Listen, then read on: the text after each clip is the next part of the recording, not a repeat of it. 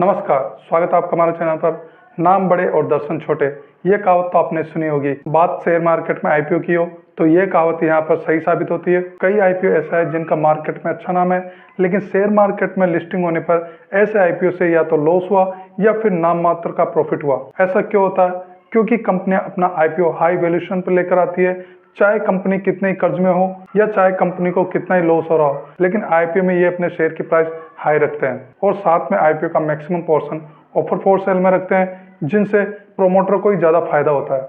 HDB financial services अपना IPO लेके आ रही है। ये एचडीएफसी बैंक की सब्सिडरी कंपनी है। हाँ, आपने सही नाम सुना, वही एचडीएफसी बैंक जो इंडिया में प्राइवेट बैंक की लिस्ट में नंबर 1 बैंक है। और बात करते हैं निफ्टी 50 इंडेक्स की, तो टॉप स्टॉक की लिस्ट में एचडीएफसी बैंक भी शामिल है। क्या एचडीएफसी बैंक के नाम की वजह से यह आईपीओ जबरदस्त लिस्टिंग गेन देने वाला है? आज के वीडियो में एचडीबी फाइनेंशियल सर्विसेज बैंक के अपकमिंग आईपीओ का एनालिसिस करेंगे और जानेंगे कि स्टॉक मार्केट में यह आईपीओ धमाका करेगा या नाम बड़े और दर्शन छोटे वाली कहावत को सही साबित करेगा। एचडीबी फाइनेंशियल सर्विसेज एक leading non banking financial company है जो इंडिविजुअल और बिजनेस क्लाइंट की जरूरतों के लिए फाइनेंशियल सर्विसेज प्रोवाइड करते हैं। इंडिया में 27 स्टेट्स और 4 यूनियन टेरिटरीज में इनकी 1747 से भी ज्यादा ब्रांचेज है। इनकी सर्विसेज में ऑल टाइप्स के लोन है, जिनमें personal loan, business loan, micro lending loan, auto loan, 2 wheeler loan, digital lending, gold loan, loan against property, enterprise business loan, commercial vehicle loan, construction equipment loan, tractor loan, Aadhaar card, consumer durable loans, digital product loan, lifestyle product loan, life insurance और general insurance शामिल है। Company 2007 में incorporate हुई थी। अभी promoter की holding 94.36% है। अब तक हमने कंपनी की प्रोफाइल की बात की, चलिए इसके फाइनेंशियल पर नजर डालते हैं। 2024 फाइनेंशियल ईयर में इनके असेट 92,556.51 करोड़ थे। 2022 फाइनेंशियल ईयर से इनके असेट में लगातार ग्रोथ हो रही है। रेवेन्यू की बात करें तो 2024 फाइनेंशियल ईयर में इनके रेवेन्यू 14,171.12 करोड़ थे। पिछले फाइनेंशियल ईयर की तुलना में इनके रेवेन्यू में 14.25% की ग्रोथ हुई है। प्रॉफिट देखें तो 2024 फाइनेंशियल ईयर में इनका प्रॉफिट 2,460.84 करोड़ था। पिछले फाइनेंशियल ईयर की तुलना में इनके प्रॉफिट में 25.59% की ग्रोथ हुई है। इनका प्रॉफिट हर फाइनेंशियल ईयर में इंक्रीज हो रहा है। इनकी नेटवर्थ 2024 फाइनेंशियल ईयर में 13,742.71 करोड़ थी। नेटवर्थ भी इनके हर फाइनेंशियल ईयर में लगातार इंक्रीज हो रही है। Reserve and surplus 2024 financial year में 12,949.63 करोड़ थे।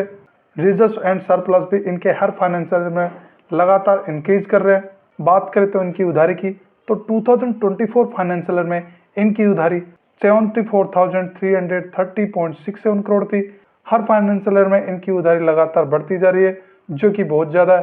केपीआई वैल्यू पर नजर डालते हैं तो आरओई इनका 19.55% है, जो कि ठीक है, लेकिन डेट इक्विटी इनकी 5.81 है, जो कि बहुत ज्यादा है। इनको अपने डेट पर थोड़ा कंट्रोल करना होगा। ओवरऑल इनकी फाइनेंशियल की बात करें तो इनके असेट, प्रॉफिट, नेटवर्थ और रिजर्व में लगातार ग्रोथ हो रही है, लेकिन इसके साथ इनकी उधारी बढ़ रही है, जो कि बहुत ज्यादा है। इस पे इनको थोड़ा कंट्रोल करना पड़ेगा, क्योंकि ये इनके लिए बहुत नेगेटिव पॉइंट है। आईपीओ का टोटल हिस्सा 12,500 करोड़ का होने वाला है, जिसमें फ्रेश इशू 2,500 करोड़ है और ऑफर फॉर सेल में 10,000 करोड़ है। आईपीओ का टोटल इश्यू साइज का 80% ऑफर फॉर सेल में होने वाला है। अभी आईपीओ में शेयर की प्राइस फिक्स नहीं की और आईपीओ का शेड्यूल भी डिसाइड नहीं किया, लेकिन एक उम्मीद कर सकते हैं यह आईपीओ जून महीने के एंड तक अप्लाई करने के लिए ओपन हो जाएगा। लेकिन हमें यह भी ध्यान रखना है, मार्केट डाउन जा रहा है तो यह आईपीओ अगले महीने के लिए भी शिफ्ट किया जा सकता है और आईपीओ की एक लंबी कतार लगने वाली है, तो इस वजह से भी आईपीओ को अगले महीने के लिए शिफ्ट किया जा सकता है। आईपीओ में रिजर्वेशन क्यूआईबी के लिए 50%, रिटेल के लिए 35% और एनआईए के लिए 15% होने वाला। कंपनी का आईपीओ लाने का पर्पज क्या है? 12,500 करोड़ में से 10,000 करोड़ ऑफर फॉर सेल में होने वाला है, बाकी 2,500 करोड़ ये फ्यूचर में लोन पर्पज के लिए यूज करने वाले हैं। चलिए अब आईपीओ की समरी करते हैं। इसके पॉजिटिव पॉइंट में पहला पॉइंट, यह एचडीएफसी बैंक की सब्सिडरी कंपनी है। दूसरा पॉइंट, आरओई 19.55% है, जो कि ठीक है। तीसरा पॉइंट, प्रोमोटर की होल्डिंग अच्छी है, यह भी एक पॉजिटिव पॉइंट है। नेगेटिव पॉइंट की बात करें तो पहला पॉइंट, आईपीओ का टोटल इश्यू साइज का 80% ऑफर फॉर सेल में। दूसरा पॉइंट, डेट इक्विटी बहुत ज्यादा है। तीसरा पॉइंट, कंपनी ने अब तक 2025 फाइनेंशियल ईयर के रिजल्ट डिक्लेयर नहीं किए। अगर कंपनी अपना आईपीओ हाई वैल्यूएशन पर लेके आती है तो इस आईपीओ से ज्यादा लिस्टिंग गेन की उम्मीद नहीं रहेगी। पर्सनली मुझे इस आईपीओ से लिस्टिंग गेन की उम्मीद कम लग रही है। बाकी बात रही मेरे फाइनल ओपिनियन की, जब इस आईपीओ में शेयर की प्राइस फिक्स कर दी जाएगी तो मैं नेक्स्ट वीडियो में अपना फाइनल ओपिनियन शेयर कर दूंगा। वैसे मुझे इस आईपीओ से ज्यादा लिस्टिंग गेन की उम्मीद नहीं है। आपके इस आईपीओ के लिए क्या विचार है कमेंट बॉक्स में बता सकते हैं। वीडियो को लाइक कीजिए, शेयर कीजिए। अगर आप हमारे चैनल पर नए हैं तो चैनल को सब्सक्राइब कर लीजिए। वीडियो देखने के लिए धन्यवाद।